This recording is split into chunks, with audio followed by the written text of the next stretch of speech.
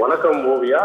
காஞ்சிபுரம் மாவட்டம் ஸ்ரீபெரும்புதூர் அருகே இருகாட்டுக்கோட்டை, சிப்காட் மற்றும் மாம்பாக்கம் ஆகிய 2 பகுதிகளில் இன்டர் ஆர்க் பில்டர் சொல்யூஷன் என்கிற பெயரில் இரும்பு உற்பத்தி ஆலை செயல்பட்டு வருகிறது.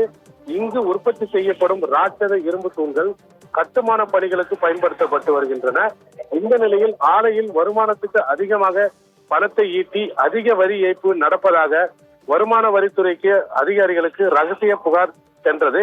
அதன் அடிப்படையில் 2 ஆலைகளுக்கும் 8 கார்களில் வந்த வருமான வரித்துறை அதிகாரிகள் ஆலையில் உள்ளே அலுவலகங்களில் தீவிர சோதனை நடத்தி வருகின்றனர்.